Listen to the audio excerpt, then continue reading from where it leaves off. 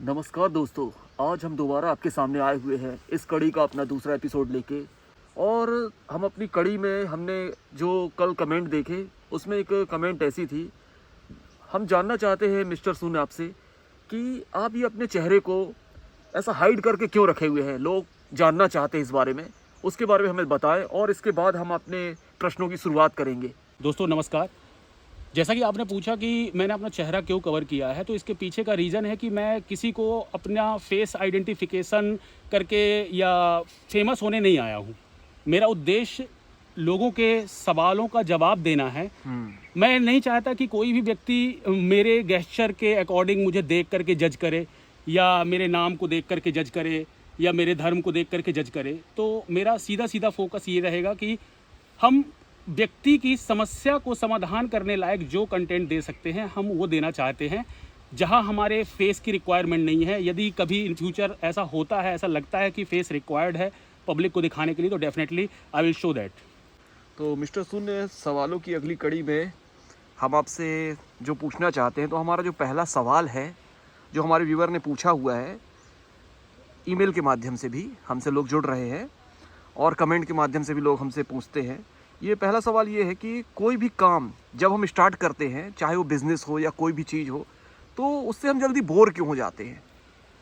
देखिए, जब भी हम कोई भी ऐसे कार्य का चुनाव करते हैं जो कि लोगों से दूसरों को देख करके आकर्षित होकर के हम चुन लेते हैं, या कि बिना आकलन के हम एक एक्साइटमेंट के कारण किसी कार्य को चुनाव कर लेते हैं, तो ऐसे जब भी आप कार्य चुनेंगे तो आपको कुछ दिनों के बाद उससे बोरियत महसूस होने लगेगी।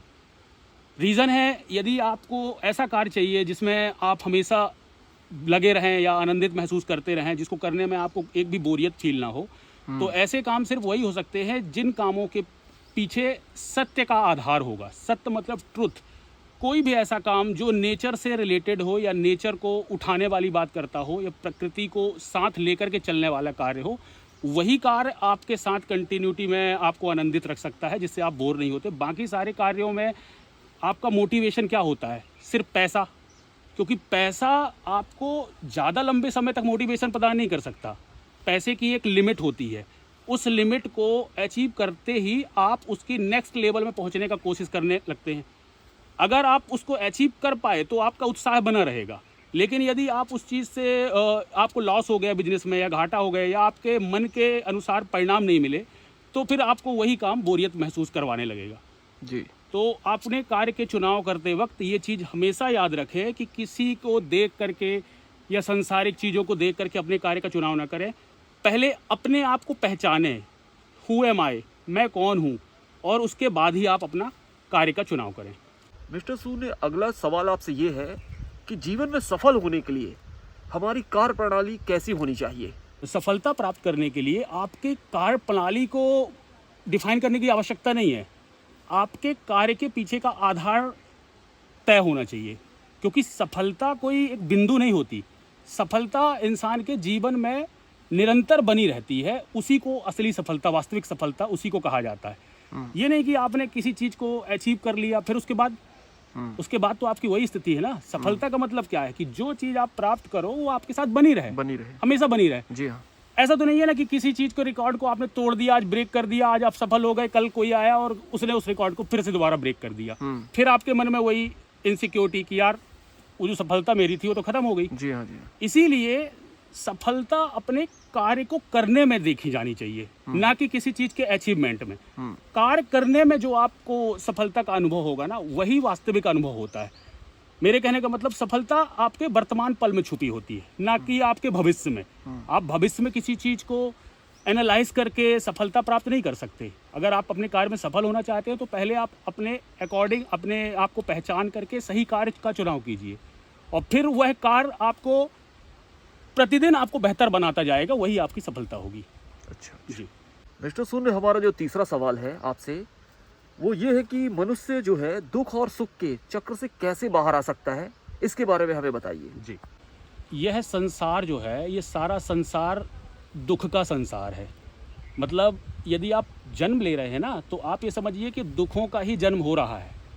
आप दुखों की पोटली हैं, क्योंकि सबसे पहला दुख क्या है आपका, कि आपको अपनी माँ पर आधारित होना है। जी अगर माँ नहीं रहेगी तो फिर तो आप भी नहीं सर्वाइव कर सकते ना।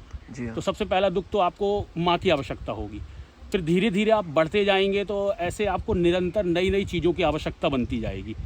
और स्वाभाविक बात है कि संसार में ऐसी कोई चीज़ नहीं है या विषय वस्तु नहीं है जो अनंत काल तक जीवित रह सके या लंबे समय तक टिक सके, या कि आप जिससे संबंध बनाएंगे वो व्यक्ति बदल जाएगा या दुनिया छोड़ के चला जाएगा, या किसी भी वस्तु से आपको लगाव है तो कुछ समय के बाद उस वस्तु से आपका इंटरेस्ट ख़त्म हो जाएगा।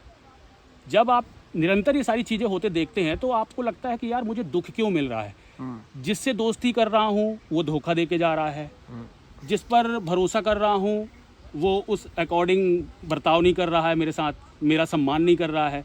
कहीं ना कहीं आप इस संसार पर आधारित हैं सुख प्राप्ति के लिए, इसीलिए आपको दुख मिल रहा है। जैसे कई बार गर्लफ्रेंड बॉयफ्रेंड ये वाला भी आ जाता है, लोग बहुत ज़्यादा दुखी हो जाते हैं और सुसाइड तक करने की सोच लेते हैं। हाँ, तो बिल्कुल सुसाइड करेंगे, क्योंकि किसी व्यक्ति ने यदि किसी लड़की को इमेजिन करके अपना भविष्य का सपना देखा है और यदि वो उस लड़की से उसके जीवन में संपर्क नहीं हुआ, उससे रिश्ता संबंध नहीं बना, तो स्वाभाविक बात है वो इतना डीप जा चुका है अपनी उस इमेजिनेशन में कि वो उसके बिना वो जीने का सोच ही नहीं पा रहा है। आगे का सपना वो उसके बिना जीने का नहीं देख पा रहा है। तो स्वाभाविक बात है वो सोचेगा जब मेरा कोई अस्तित्व नहीं है इसके बिना तो मैं क्यों जीवित रहूं। यदि दो संबंधित लोग हैं, एक दूसरे से उनकी एक एक्सपेक्टेशन होती है लाइफ की, रिश्ता बनाने से पहले वो एक दूसरे पे जो देखते हैं ना, रिश्ता बनने के बाद वो चीज़ें पूरी तरह से बदल जाती हैं। रिश्ता बदलते ही दोनों के नेचर में इम्पैक्ट आ जाता है, एक दूसरे का प्रभाव आ जाता है। तो जो पति पत्नी का संबंध होता है, अगर आप बात करें पति पत्नी का संबंध, तो पति पत्नी के संबंध में भी ऐसी बातें देखने को मिलती हैं। शादी से पहले दोनों की एक्सपेक्टेशन के अकॉर्डिंग जो सोचते हैं वो निकलता नहीं, आगे जाने के बाद लड़ाई होने लगती है। याद रखिए, जब भी आप संसार में किसी भी सीमित वस्तु को प्रेम करेंगे तो आपको वो प्रेम आपको उससे प्राप्त नहीं होगा और वही आपके दुख का कारण बनेगा। इसीलिए असीमित को प्रेम करना चाहिए, जिसे सत्य कहा गया है, ट्रुथ। अब ये ट्रुथ आप अपनी बीवी के अंदर भी देख सकते हैं, ये ट्रुथ आप अपने दोस्त के अंदर भी देख सकते हैं। अब जरूरी नहीं है कि ट्रुथ के लिए सिर्फ भगवान को ही आपको पकड़ना है। यदि आपके किसी भी पार्टनर में या आपके किसी दोस्त में सत्य दिख रहा है आपको जी, आप उससे संबंध स्थापित कर लीजिए।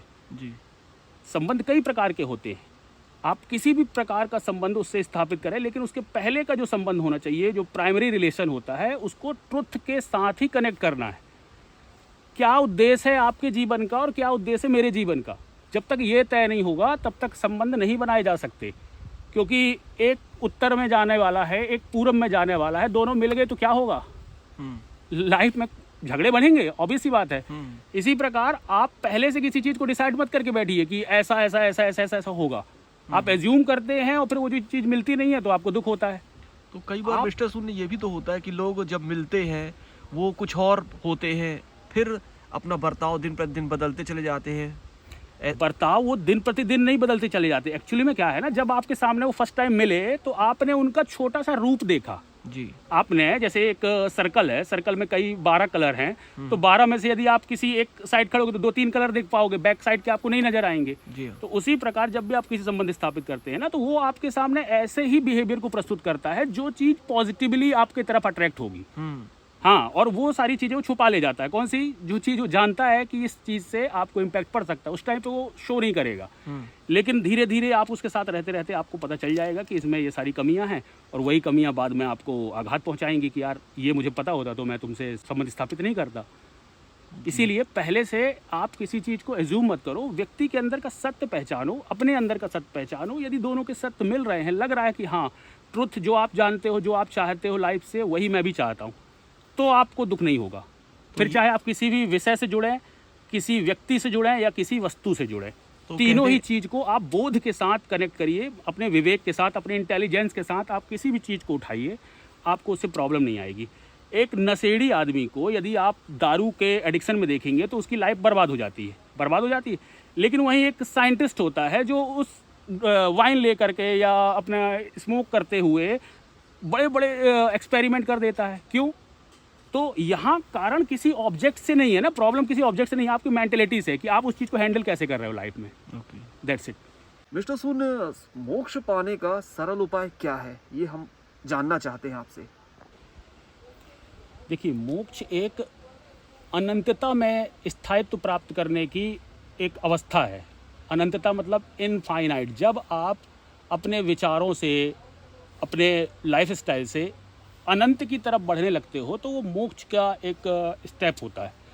मोक्ष यदि धार्मिक भाषा में तो बहुत सारे लोगों ने अलग अलग इसके बहुत सारे परिभाषाएं दी हुई हैं, लेकिन हम आज के व्यक्ति के अनुसार, जैसे हम नॉर्मल जीवन में जो लोग रह रहे हैं उनके लिए अगर बताना चाहें कि भाई कोई, हर व्यक्ति तो साधु नहीं बन सकता, जी हाँ। हर व्यक्ति तो वो तप नहीं कर सकता, जी हाँ। लेकिन मोक्ष तो सभी को चाहिए। बिना मोक्ष के आपका लाइफ तो तड़पती रहेगी, आपका जीवन दुखी ही रहेगा। तो मोक्ष पाने का सबसे अच्छा तरीका क्या होता है कि अपने जीवन के सत्य से पहले परिचित होइए। आपके जीवन के सत्य को पहचानिए, जानिए कि आपको जो ये लोग बता रहे हैं, जो ये संसार आपको कह रहा है, वो आप है ही नहीं। ज़बरदस्ती आप उनकी बातों को मान रहे हैं, एक्सेप्ट कर रहे हैं कि ठीक है, किसी ने आपको पिता बना दिया, किसी ने आपको कह दिया तू मेरा बेटा है, किसी ने आपको कह दिया तू मेरा एम्प्लॉई है, अब आप बोले मैं इस कंपनी का जनरल मैनेजर हूँ। अब आप जनरल मैनेजर की तरह बन करके दुनिया देखेंगे तो आपको दुनिया कैसी नज़र आएगी? किसी व्यक्ति को आप टारगेट के अकॉर्डिंग ही तो सोचेंगे कि ये मेरा क्लाइंट है। भाई, उस व्यक्ति के अंदर के भाव को आप कहाँ देख पाएंगे? तो कहीं ना कहीं आपको, जब आप एकदम क्लियर होते हैं अपने इमेज में, अपने सत्य के प्रति क्लियर होते हैं कि मुझे जाना कहाँ है और करना क्या है लाइफ में, और मेरी लाइफ का उद्देश्य क्या है, ये जब आपको क्लियर होने लगे ना, तब आप मोक्ष की तरफ एंट्री लेने लगते हैं। मोक्ष का मतलब ये होता है कि अब मुझे सब कुछ पता चल गया है, जीवन में मैं किसी पर आधारित नहीं हूँ, ना ही मुझे कोई चीज़ खुश कर सकती और ना ही कोई चीज़ दुखी कर सकती। जब आप उस अवस्था को प्राप्त कर लेंगे तो फिर वो आपकी मोक्ष की परिस्थिति कहलाएगी। मोक्ष प्राप्त करने का एक सरल उपाय ये भी हो सकता है कि जिंदगी की छोटी छोटी चीज़ों पर आप आनंद प्राप्त करने का प्रयास करें, छोटी छोटी चीज़ों को जीने का प्रयास करें। ऐसा नहीं है कि आप किसी बड़े पल के लिए वेट कर रहे हैं, बड़े पल का इंतज़ार कर रहे हैं। यदि आप एग्जाम्पल, यदि हम मतलब उदाहरण से यदि हम समझाएं कि लोग भक्ति के माध्यम से भी मोक्ष प्राप्त करना चाहते हैं, लेकिन पूरा जीवन उनका दुखी रहता है। पूरा जीवन वो भक्ति कर रहे हैं। कुछ ऐसे भी लोग होंगे, आपने देखे होंगे, जो पूरा जीवन भगवान के मंदिर भी जा रहे हैं, पूजा भी कर रहे हैं, फिर भी उनको वो आनंद नहीं मिल रहा, जीवन उनका दुखी है। तो मोक्ष कोई ऐसी अवस्था नहीं है कि जो आपको संसार के द्वारा मिल जाएगी। मिलेगी तो वो सीधे भगवान के हाथों ही प्राप्त होगी, लेकिन भगवान स्वयं आके नहीं बोलने वाले आपको कि ये है मोक्ष का रास्ता। मोक्ष का पता आपको ज्ञान मार्ग से चल सकता है। आप चाहें तो अनुभव से, भक्ति मार्ग से भी आप मोक्ष प्राप्त कर सकते हैं, लेकिन भक्ति में सच्चाई आपकी होनी चाहिए। आपको जिसकी आप भक्ति कर रहे हैं उसका सत्य पता होना चाहिए। आप किसी भी मूर्ति को देख करके पूज रहे हैं, किसी भी मंदिर में जा कर के चुपचाप हाथ जोड़कर चले आ रहे हैं, आप ऐसे में उम्मीद करते हैं कि आपको मोक्ष प्राप्त होगा। मोक्ष कभी प्राप्त नहीं हो सकता ऐसे में। पहले दर्शन का मतलब क्या है? दृष्टिकोण, ना कि केवल मूर्ति देख करके और हम हाथ जोड़ करके चले आए। दृष्टिकोण, उस पर्टिकुलर उस मूर्ति को, उस प्रतिमा को देख करके आपके भाव में क्या परिवर्तन हो रहा है, आपके नेचर में क्या बदलाव आ रहा है, क्या आपके जीवन में सत्य उतर रहा है, क्या आपके जीवन में सच्चाई आ रही है।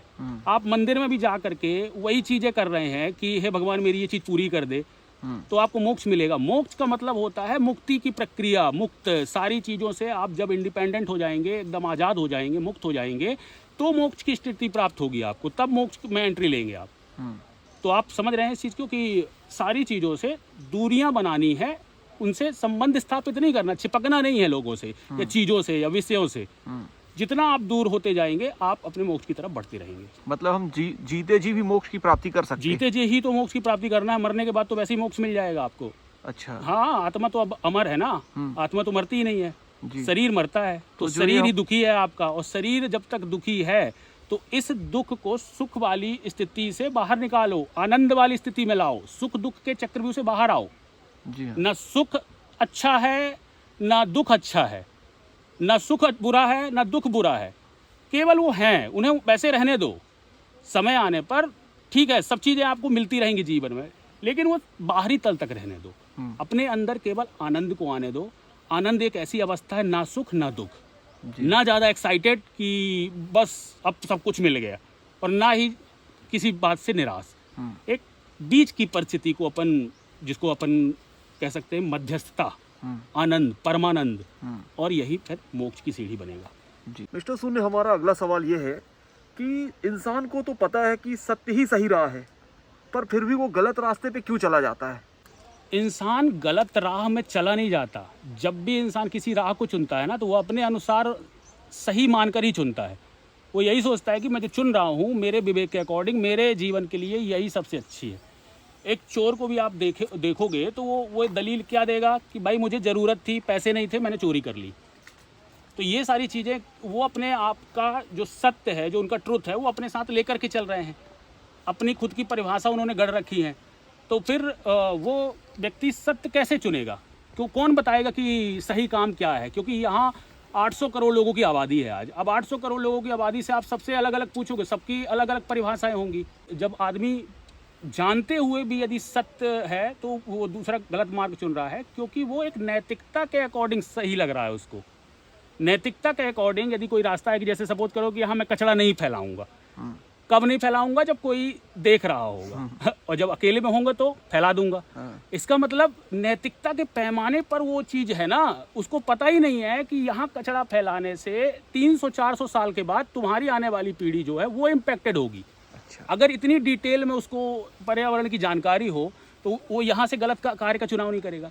इसी प्रकार जब भी वो कोई चुनाव करता है ना, तो इंसान का जो विजुअलाइजेशन होता है वो इतना आगे का नहीं हो जाता कि सब लोगों के पास एक कॉमन विजिबिलिटी नहीं होती कि फर्स्ट स्टेप में वो आखिरी स्टेप का पता लगा ले। जी। वो सोचता तो यही है कि यार मैं उसको, तो फिल्मों से कई तरह के उदाहरण उसको मिलते हैं कि शॉर्ट टर्म तरीके से ये सक्सेस हो गए, गलत रास्ते से ये व्यक्ति कामयाब हो गया और आज इसकी बढ़िया लाइफ स्टाइल है।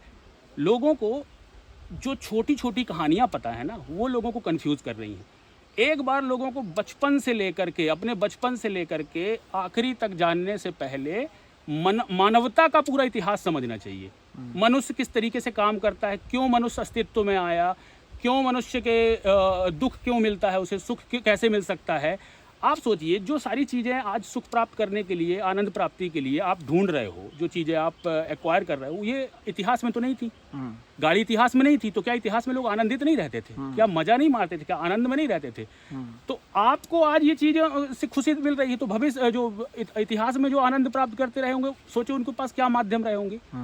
असली जो आनंद है, असली जीवन का जो उद्देश्य है, जब तक आपको वो प्राप्त नहीं होगा तब तक आप अपने जीवन की वास्तविक स्थिति में नहीं पहुंचेंगे। यदि मनुष्य को धर्म का सही ज्ञान हो जाए तो मैं दावे के साथ कह सकता हूं, कोई भी व्यक्ति गलत कार्य का चुनाव करेगा ही नहीं।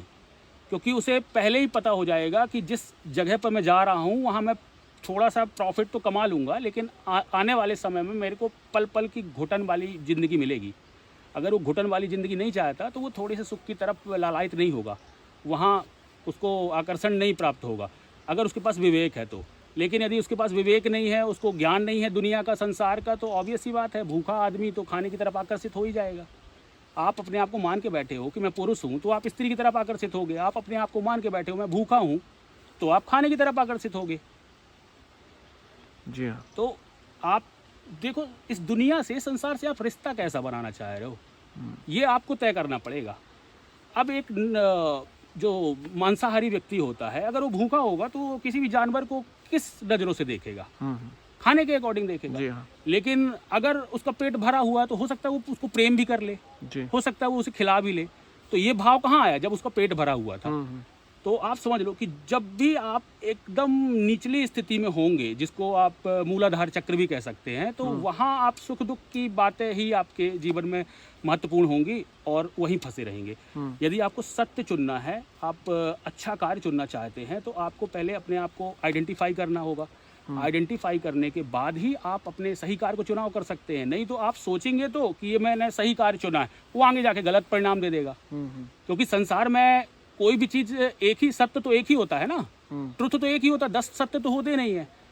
तो बेस एक ही होना चाहिए, जहां आपका परमात्मा, आपकी आत्मा जहां कनेक्टेड है, जहां आपका दिल कह रहा है कि ये चीज़ वाकई में मेरे विवेक से भी ये कार्य मेरे लिए अच्छा है, तो डेफिनेटली आप वही कार्य चुनेंगे जो आपके जीवन को आनंदित करेगा।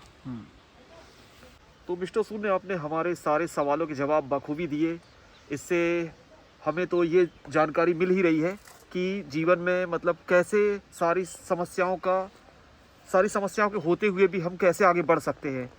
तो हम सभी व्यूअर से अब विदा लेना चाहेंगे और हम चाहेंगे कि कमेंट्स में आप हमसे ज़्यादा से ज़्यादा सवाल पूछें, ताकि हम मेरे माध्यम से हम मिस्टर सुने से उनका जवाब ले सकें। तो आज के लिए धन्यवाद।